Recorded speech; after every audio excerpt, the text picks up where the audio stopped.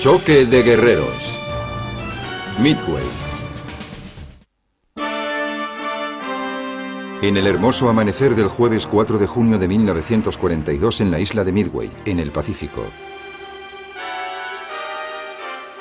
Dos grandes flotas, una japonesa y otra estadounidense, aguardaban expectantes en sus respectivas posiciones de ataque.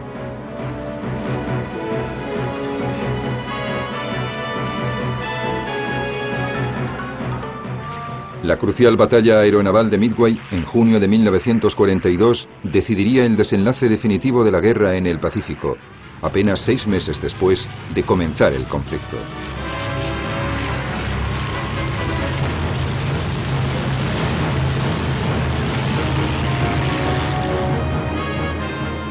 Midway también iba a comportar un drástico cambio en las tácticas a seguir en la guerra naval. A partir de entonces serían los portaaviones y no los acorazados los auténticos protagonistas de la guerra en el mar. Los comandantes de ambos bandos habían librado una batalla similar en el Mar del Coral un mes atrás. Los dos estaban absolutamente convencidos, antes de comenzar la guerra, de la superioridad de los portaaviones.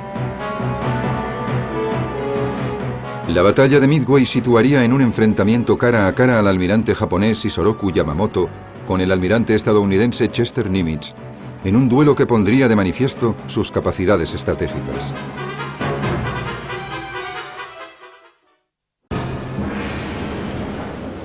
Japón había entrado en guerra principalmente por su carencia de importantes materias primas para crear un imperio autosuficiente. Pero los líderes japoneses se dieron cuenta de que la flota estadounidense del Pacífico iba a representar su principal obstáculo. Por lo tanto, decidieron destruirla mediante un ataque sorpresa a su base principal de Pearl Harbor el 7 de diciembre de 1941.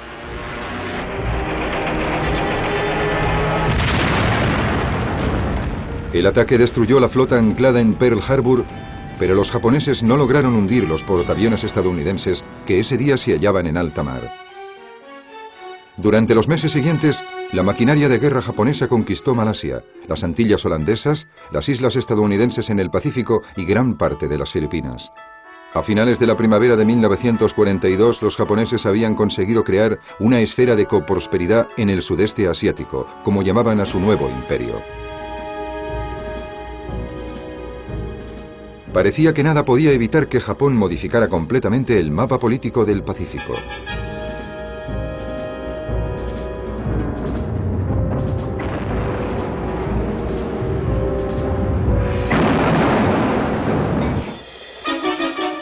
Los japoneses nunca planearon invadir Estados Unidos, pero sí deseaban debilitar su poder militar, para que no supusiera una amenaza para su nuevo imperio. Con ese objetivo en mente, el almirante Isoroku Yamamoto concibió en marzo de 1942 lo que esperaba fuera un plan decisivo. Su objetivo era la isla de Midway, último reducto estadounidense situado al oeste de Pearl Harbor. El comandante de la flota estadounidense del Pacífico, almirante Chester Nimitz, debía frustrar los planes de Yamamoto y eliminar la creciente amenaza japonesa sobre la costa occidental de Estados Unidos. Tanto Isoroku Yamamoto como Chester Nimitz tendrían que poner a prueba toda su destreza y experiencia naval en el violento enfrentamiento que les aguardaba.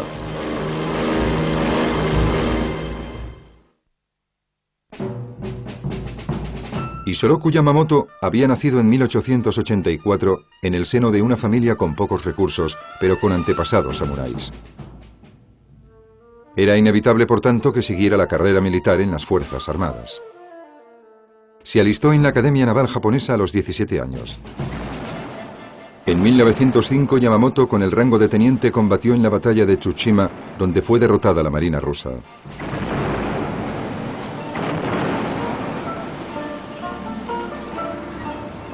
Durante la Primera Guerra Mundial, Japón fue aliado de Gran Bretaña, y Yamamoto luchó en el mar durante la mayor parte del conflicto.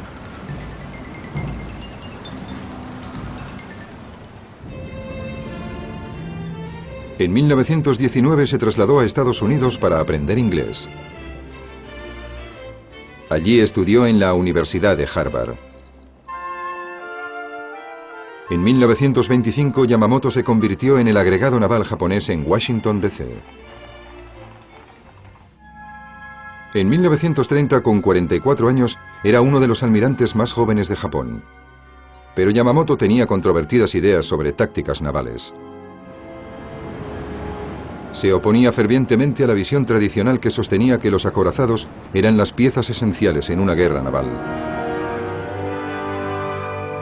Por el contrario, apostaba por la aviación naval y afirmaba que con ella se ganarían las futuras batallas navales, por lo que la Marina Imperial japonesa debía tener como objetivo prioritario la construcción de una gran fuerza de portaaviones. Nombrado viceministro en 1937, Yamamoto utilizó su nuevo poder político para que se emprendiera la construcción de 2 nuevos portaaviones. También apoyó decididamente el desarrollo del Mitsubishi Zero, una nueva generación de aviones caza que podía operar tanto en tierra como en portaaviones en el mar. La política de Yamamoto fue decisiva a la hora de que Japón tuviera una de las armadas más poderosas del mundo. Sin embargo, a mediados de la década de los 30, era el ejército japonés y no la armada el que controlaba la estrategia militar. Y la prioridad de los generales era la expansión del territorio japonés. En 1937 se anexionaron Manchuria y entraron en guerra abierta contra China. Yamamoto se había opuesto tenazmente al conflicto. Sabía que pondría en su contra a Gran Bretaña y a Estados Unidos y que el resultado podría ser una declaración de guerra a Japón. Durante el tiempo que había pasado en Estados Unidos, había observado el enorme poder industrial del país. Creía que cualquier conflicto prolongado significaría la derrota de Japón.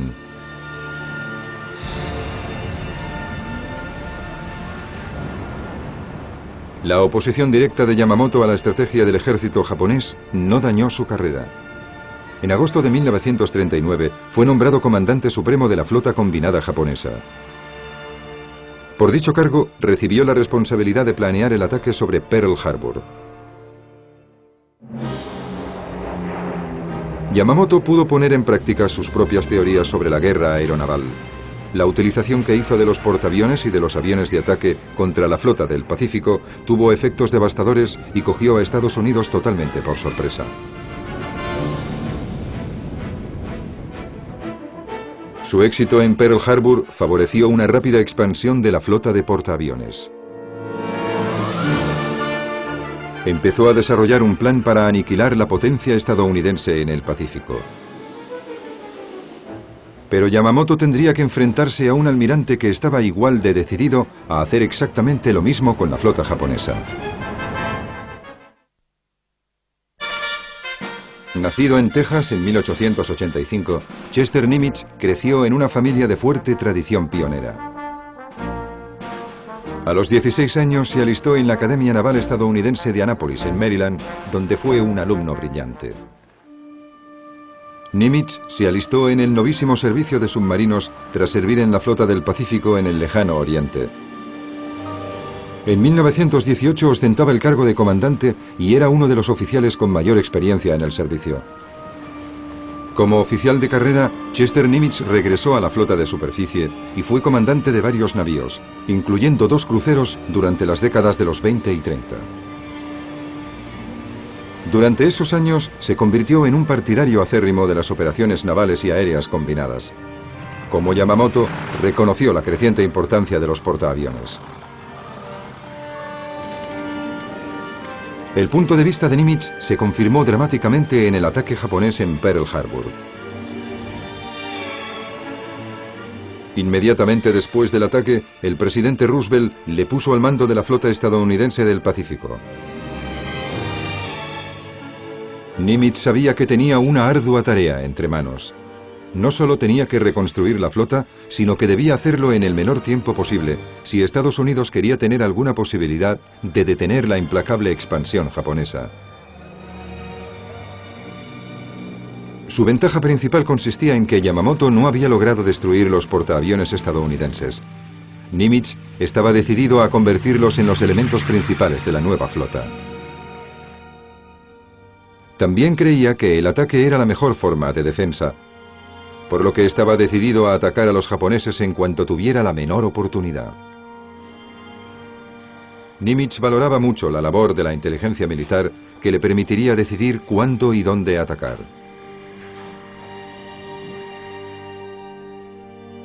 También sabía que tenía que levantar la moral de sus hombres, hundida por el ataque de Pearl Harbor.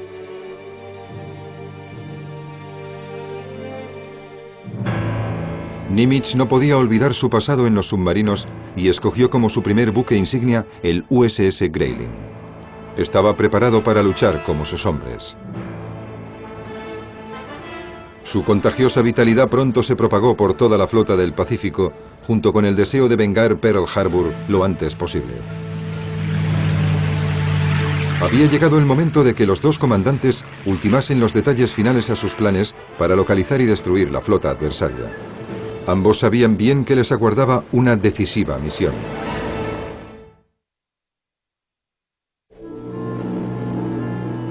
La isla de Midway, situada a unos 2000 kilómetros al oeste de Hawái, era un importante punto de observación en el Océano Pacífico. Los japoneses la llamaban el centinela de Pearl Harbor. Yamamoto pensaba que Midway era tan vital para los Estados Unidos que un ataque sobre la isla haría que se concentrara allí la mayor parte de la flota del Pacífico, oportunidad que quería aprovechar para destruirla. Para tener mayores posibilidades de éxito, Yamamoto quería que participara el grueso de la armada japonesa en el ataque para garantizar su superioridad naval.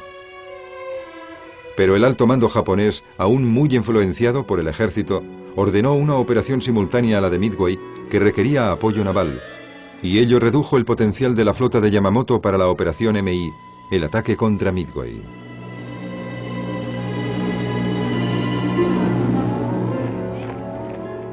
Las tropas japonesas ya se habían adueñado de las Antillas holandesas y de las Islas Solomon.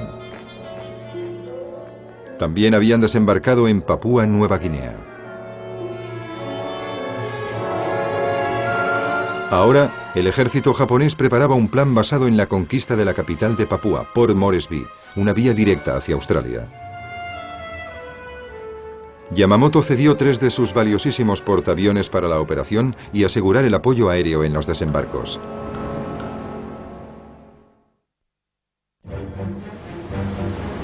Mientras tanto, Nimitz ya estaba poniendo en práctica su plan de dirigir un ataque inmediato contra Japón. El 18 de abril de 1942, 16 bombarderos B-25, dirigidos por el coronel Jimmy Doolittle, despegaron del portaaviones estadounidense Homet, que navegaba en el Pacífico a 1200 kilómetros al este de Tokio. Su objetivo era la capital japonesa. Lucharon contra las malas condiciones atmosféricas y después bombardearon el corazón del imperio japonés.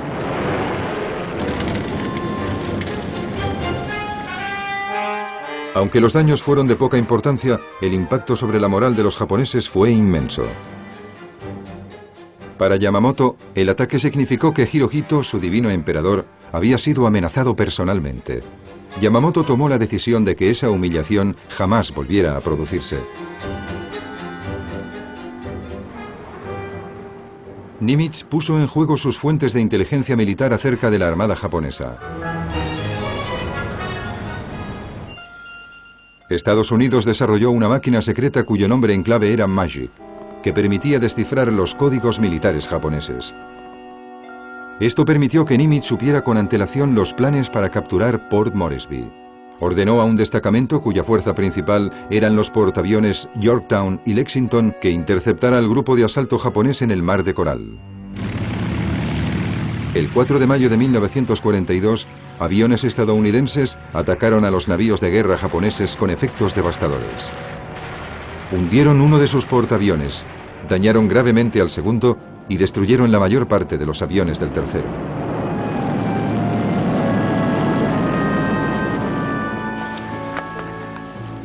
La operación Port Moresby se canceló y las tropas japonesas se vieron condenadas a librar una larga y difícil campaña en la jungla de Nueva Guinea.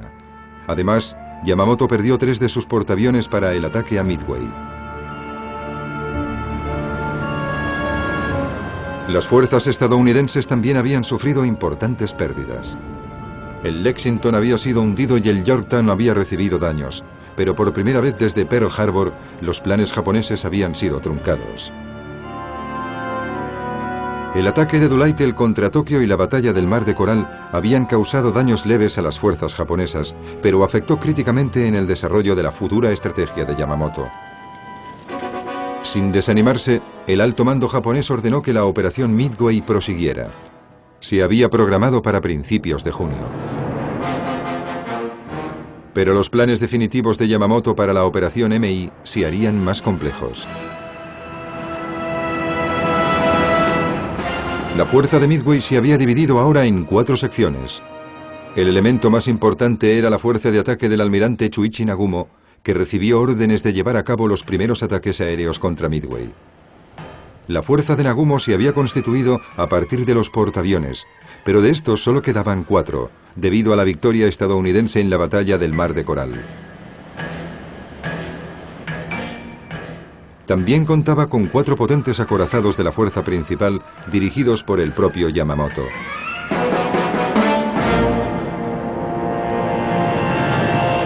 El almirante Raizo Tanaka tuvo el mando de la fuerza de invasión de Midway.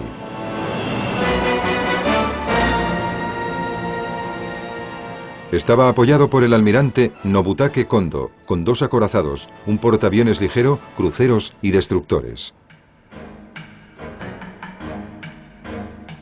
Nagumo y Yamamoto zarparían desde el Mar de Japón. Kondo y Tanaka partirían desde las Marianas. Pero Japón daría el primer golpe mediante una operación de distracción llevada a cabo por el almirante Mishiro Hosogaya, al mando de una segunda flota que zarparía desde Japón y lanzaría un ataque aéreo contra Dutch Harbor, en las Islas Aleutianas. Esta maniobra de engaño tenía como fin atraer a los portaaviones de Nimitz hacia el norte, lejos de Midway. Después de que se hubiese realizado esta operación en las Islas Aleutianas, Nagumo lanzaría un ataque aéreo sobre Midway para destruir la fuerza aérea estadounidense en la isla.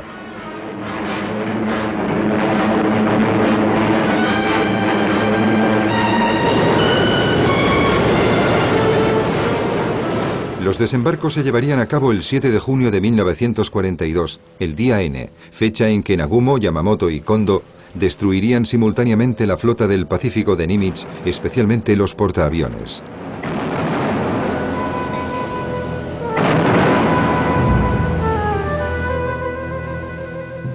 Sin embargo, muchos de los oficiales de Yamamoto creían que la complejidad del plan aumentaba el riesgo de fracaso y le expusieron sus temores.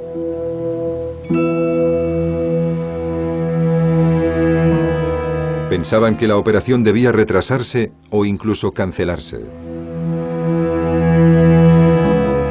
Yamamoto no quiso saber nada de ello e insistió en que dicha operación prosiguiera adelante sin retraso alguno. El servicio de inteligencia de Yamamoto no era fiable. Estaba convencido de que el portaaviones Yorktown había sido hundido en el Mar de Coral. En realidad, el Yorktown había logrado regresar a Pearl Harbor para ser reparado con urgencia.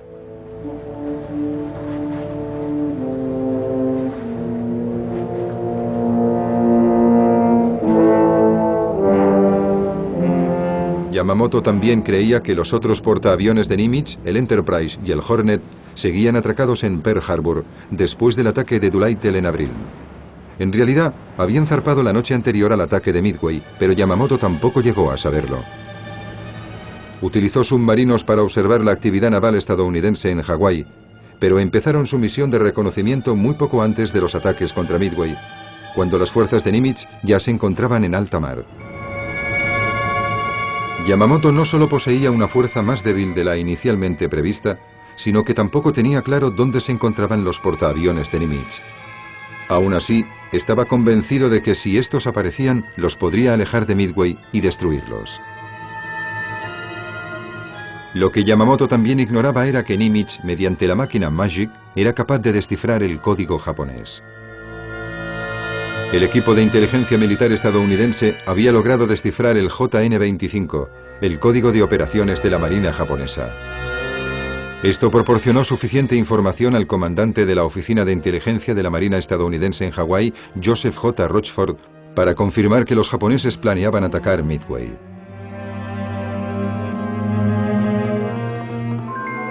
Desconocedor de esto, Yamamoto emitió una larga orden de operaciones a su flota el 20 de mayo, usando un código secreto que tenía 3 meses de antigüedad y que los criptógrafos estadounidenses conocían perfectamente. A finales de mayo, Nimitz sabía exactamente dónde y cuándo planeaba atacar Yamamoto. La flota combinada japonesa levó anclas el 27 de mayo de 1942 y zarpó hacia Midway.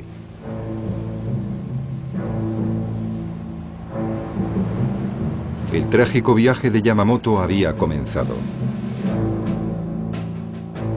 Nimitz empezó a desarrollar su propio plan. Era consciente de que su flota era menor que la de Yamamoto, pero Magic le otorgaba una destacada ventaja sobre su adversario.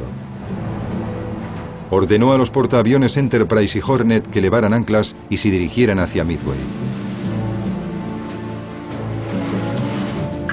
Mientras tanto, el capitán del Yorktown había estimado que su portaaviones necesitaría 90 días para reparar los daños sufridos en la batalla del Mar de Coral.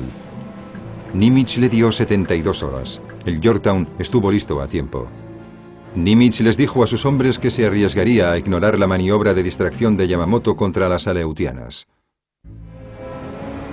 A principios de junio de 1942, la principal fuerza de ataque de Nimitz consistía en el Destacamento Especial 17, con el portaaviones Yorktown, dirigido por el contraalmirante Frank Fletcher, y el Destacamento Especial 16 del almirante Raymond Sprance, al mando de los portaaviones Hornet y Enterprise. Para el plan de Nimitz, la isla de Midway sería en sí misma una especie de cuarto portaaviones, imposible de hundir. Pero los defensores estadounidenses de Midway no sabían que recibirían el apoyo de estos destacamentos especiales y de los portaaviones. La seguridad y el secreto eran las claves esenciales del plan de Nimitz, y nada debía poner en peligro la presencia de los portaaviones que se desplegaban al noreste de Midway. Para aumentar la seguridad, también utilizó 16 submarinos como escudo defensivo. El principal objetivo de Nimitz eran sin duda los 4 portaaviones del almirante Chuichi Nagumo, que se aproximaban desde el noroeste. Dado el tamaño de la flota japonesa, Nimitz sabía que solo podría alcanzar la victoria si localizaba los portaaviones de Yamamoto y los atacaba primero.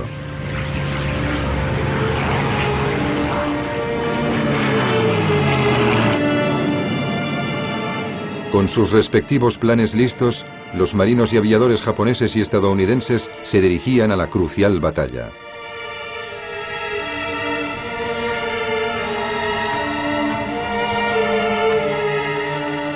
Tanto Yamamoto como Nimitz sabían que la efectividad de sus respectivas estrategias dependía de la experiencia, la determinación y el ánimo de sus hombres.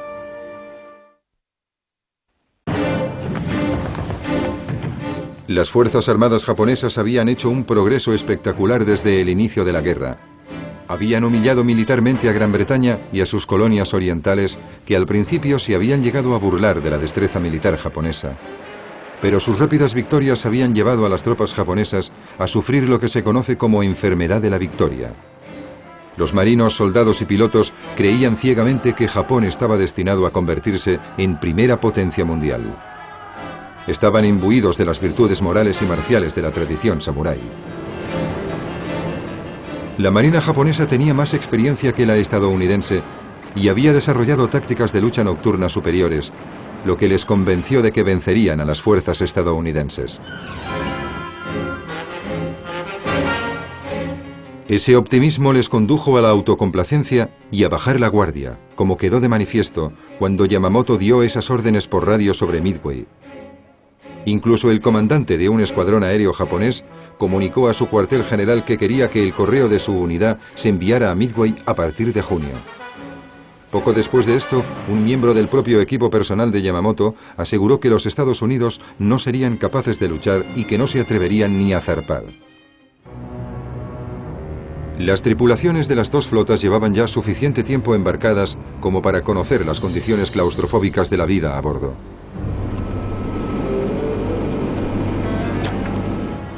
La rutina diaria era tediosa, pero físicamente muy exigente.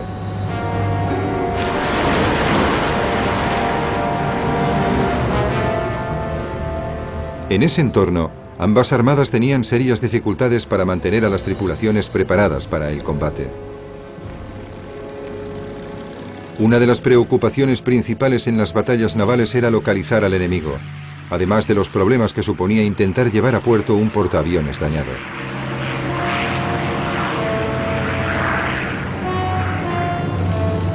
Los pilotos que se veían obligados a amerizar en el Pacífico tenían muy pocas posibilidades de sobrevivir, especialmente por la amenaza de los tiburones. Los marinos estadounidenses eran conscientes de su relativa inexperiencia en comparación con los japoneses, pero estaban desarrollando habilidades para superar ese inconveniente y confiaban en alcanzar la misma experiencia en combate que sus oponentes gracias a su superioridad tecnológica y a su profesionalidad.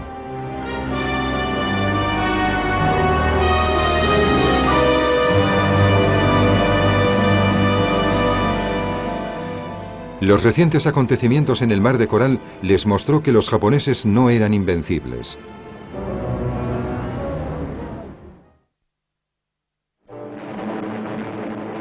En el aire, el símbolo más potente del poder militar japonés era el caza naval Mitsubishi Zero, que había demostrado ser superior a cualquier avión aliado.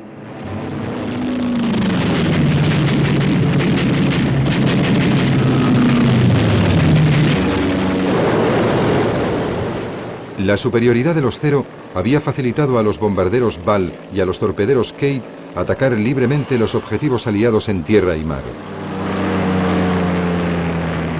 Pero la Fuerza Aérea japonesa había estado continuamente en acción desde Pearl Harbor. Muchos de sus pilotos más experimentados habían perecido. De hecho, muchos de los miembros de las tripulaciones que volaron en misiones contra los estadounidenses no tenían experiencia alguna de combate.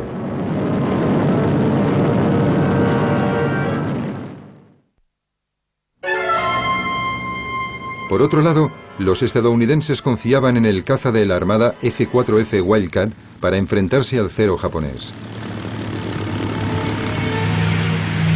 Aunque era más lento, más voluminoso y menos maniobrable que el Zero, el Wildcat era un avión duro que podía soportar muchos daños.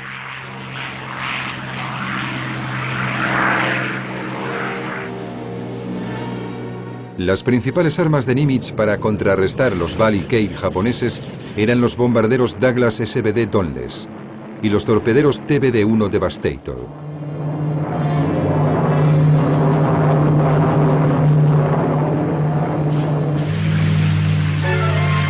El Dauntless, aun siendo antiguo, era uno de los mejores bombarderos del momento. Pero el viejo Devastator ya estaba totalmente obsoleto en 1942 y pronto sería sustituido por un torpedero más moderno. Los más importantes en esta variedad de modelos de aviones de aquel entonces eran los hidroaviones de largo alcance PBI Catalina.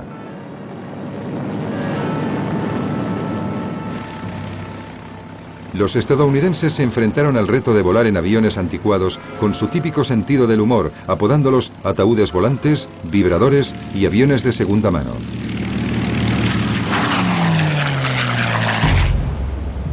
Pero por encima de todo, los militares estadounidenses manifestaban un gran respeto por su comandante, Chester Nimitz.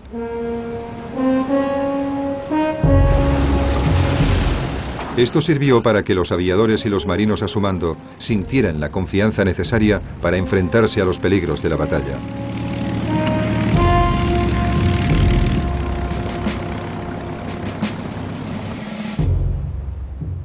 A medida que se acercaba el alba del 3 de junio, ambos bandos sabían que estaban a punto de tomar parte en un combate crucial.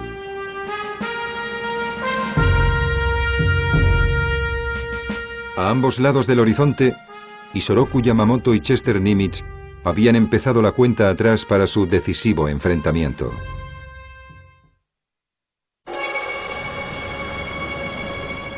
A primera hora del 3 de junio de 1942, la fuerza de ataque de Yamamoto se acercó a Midway. Yamamoto transmitió a sus hombres la señal que indicaba que el enemigo no conocía su presencia en la zona y que seguiría así hasta el primer ataque sobre la isla. Empezó la maniobra de distracción japonesa sobre las aleutianas, cuyo nombre en clave era AL, con el ataque contra Dutch Harbour. Pero solo lograron causar escasos daños antes de que la feroz resistencia estadounidense y la mala visibilidad provocaran una momentánea retirada japonesa.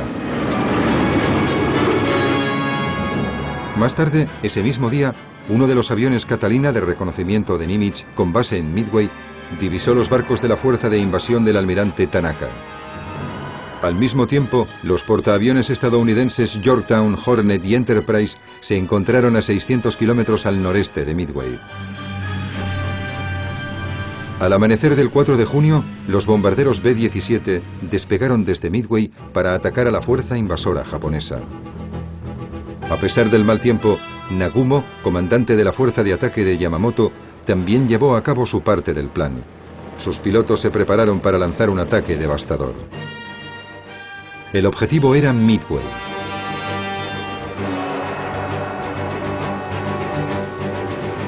...108 aviones tomaron parte en este ataque.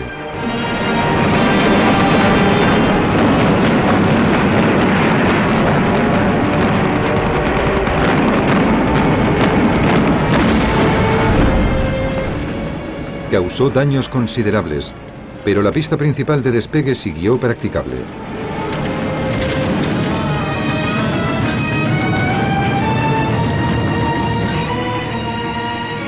Muchos aviones estadounidenses pudieron salvarse. Nagumo perdió 38 aviones. Los pilotos que regresaron le comunicaron que el campo aéreo de Midway seguía estando intacto. Y esto le supuso un dilema. Nagumo podía ordenar otro ataque inmediato sobre Midway o lanzar sus aviones contra los portaaviones en cuanto fueran divisados.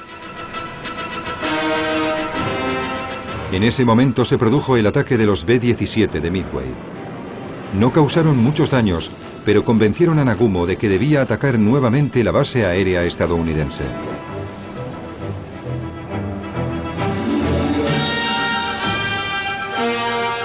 Sus aviones volvieron a ser cargados de bombas.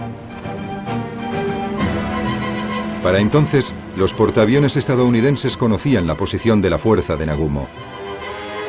El comandante del destacamento especial 16 de Nimitz, el almirante Spranch, había inicialmente planeado acercarse antes de atacar a los portaaviones japoneses, pero decidió destruir los aviones de Nagumo mientras todavía seguían en la cubierta de los portaaviones.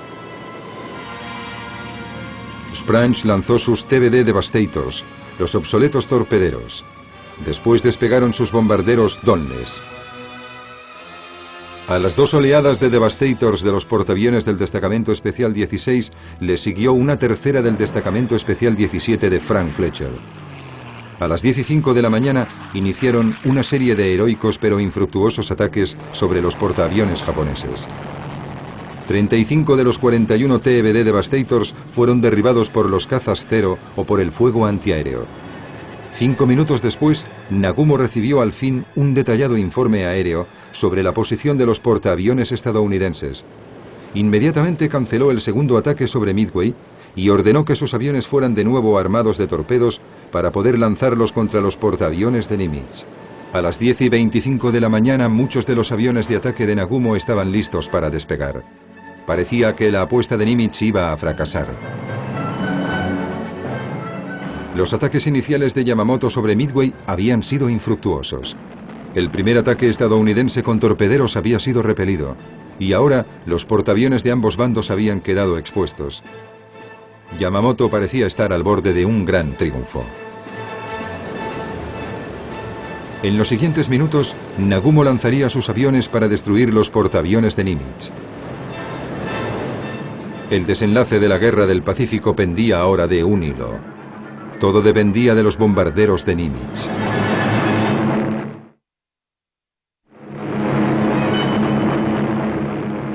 En la soleada mañana del 4 de junio de 1942, las esperanzas del almirante Nimitz dependían de los 60 bombarderos Donless que se acercaban a los portaaviones de Nagumo.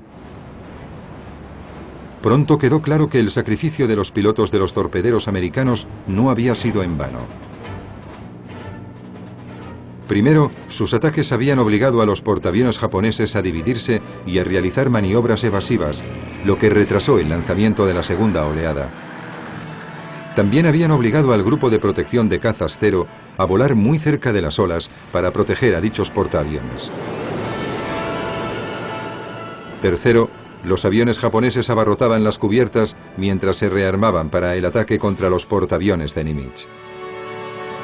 La maniobra de distracción de los TBD de Nimitz permitió que los escuadrones de Donles estadounidenses se aproximaran a los portaaviones japoneses sin ser vistos. A las 10:27 de la mañana, los bombarderos del Yorktown y del Enterprise entraron en combate. Sin ser molestados por el vuelo rasante de los Zeros, lanzaron sus bombas.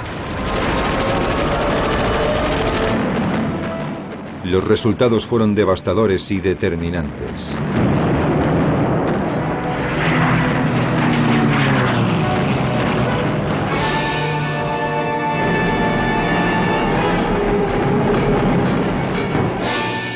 En apenas 4 minutos, los portaaviones Akagi, Soryu y Kaga habían sido alcanzados y dañados irremediablemente.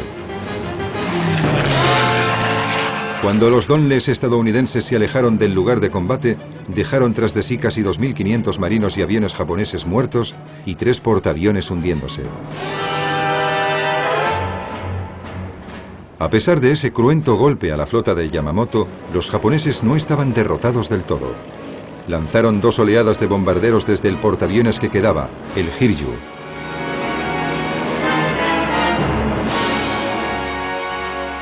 Su objetivo eran los portaaviones estadounidenses. A pesar de la decidida defensa, algunos de los aparatos japoneses consiguieron esquivar el fuego antiaéreo.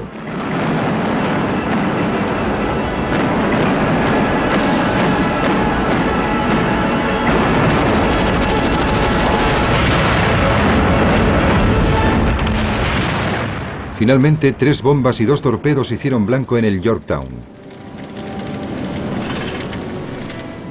En apenas media hora, el portaaviones estadounidense había quedado inutilizado. Su tripulación luchó heroicamente para salvarlo y mantenerlo a flote a cualquier precio. El Hiryu se retiró hacia el noroeste. Como represalia, despegaron bombarderos del Hornet y del Enterprise.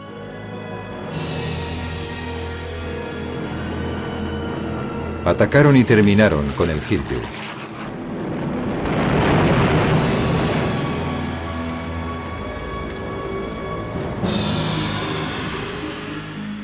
Sin conocer el desarrollo de estos acontecimientos, Yamamoto seguía decidido a enfrentarse a la flota estadounidense y ordenó a Nagumo que diese media vuelta y se preparase para un ataque nocturno. El almirante Raymond Spranz, comandante de la fuerza de portaaviones estadounidense, informó a Nimitz de que la batalla había concluido. La principal formación de la fuerza de ataque japonesa había quedado totalmente destruida. Al darse cuenta de que había perdido sus portaaviones, Yamamoto canceló el ataque sobre Midway y en las primeras horas del viernes 5 de junio ordenó a su flota que se retirara. El golpe final de Nimitz fue el hundimiento de 2 cruceros japoneses que estaban dañados tras haber colisionado. Hubo pocos supervivientes. El Yorktown, todavía a flote, fue hundido por un submarino japonés el 7 de junio.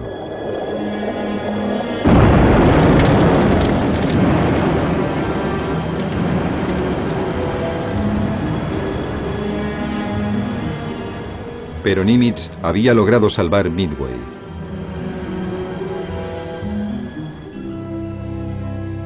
El alto mando japonés y Yamamoto sabían ahora que su plan para destruir la fuerza de portaaviones estadounidense había fracasado estrepitosamente. Contra todo pronóstico, los portaaviones de Nimitz habían vencido.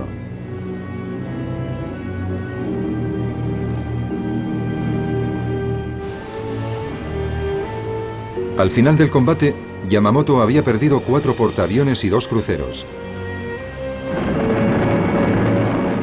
Más de 300 aviones japoneses habían sido destruidos y alrededor de 3.000 hombres habían muerto o desaparecido. Nimitz había perdido por su parte un portaaviones y un destructor, casi 150 aviones y unos 300 hombres. Para él fue una asombrosa victoria.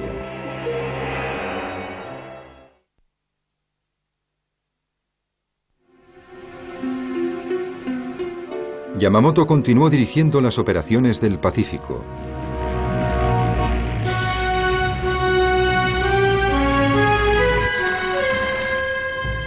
Pero en abril de 1943, los estadounidenses interceptaron un mensaje en clave que daba detalles del itinerario que seguiría Yamamoto durante una visita de inspección a las Islas Solomon. El 18 de abril su avión despegó para visitar una base japonesa.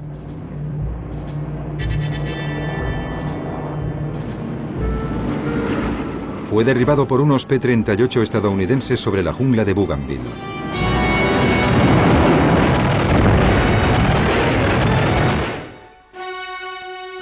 Los restos de su avión permanecen todavía allí.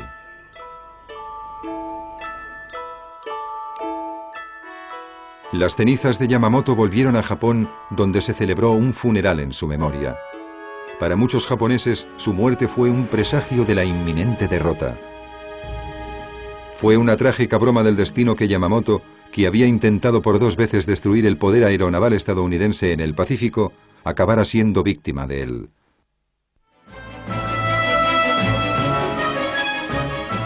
El almirante Chester Nimitz siguió dirigiendo la campaña del Pacífico, aprovechando al máximo la ventaja de su victoria en Midway. Su implacable avance presionaba cada vez más a Japón.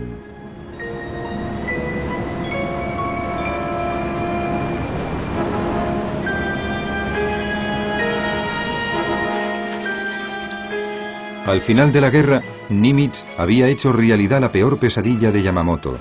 El poder aeronaval estadounidense siguió creciendo y acabó estrangulando a Japón.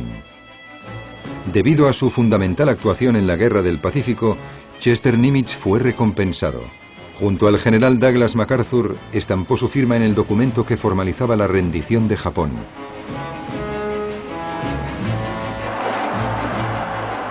Tras la guerra, cuando volvió a Estados Unidos, fue recibido como héroe nacional y fue nombrado jefe de operaciones navales. Más tarde fue consejero de las Naciones Unidas para Asuntos Navales. Disfrutó de una jubilación activa hasta su muerte en 1966.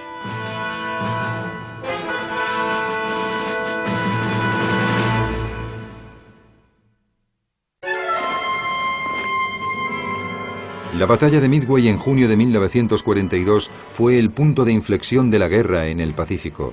No solo detuvo el avance japonés de forma súbita, sino que además permitió a los aliados pasar a la ofensiva. A partir de ese momento, la derrota de Japón se volvió inevitable.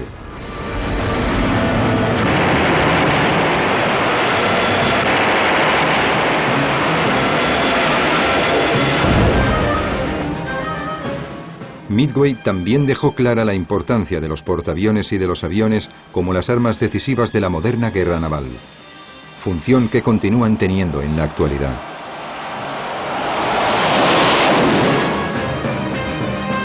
Para el almirante Yamamoto, la batalla de Midway fue un enfrentamiento fatídico que condujo a la derrota definitiva de su país, pero para Chester Nimitz supuso un encuentro cara a cara victorioso y decisivo.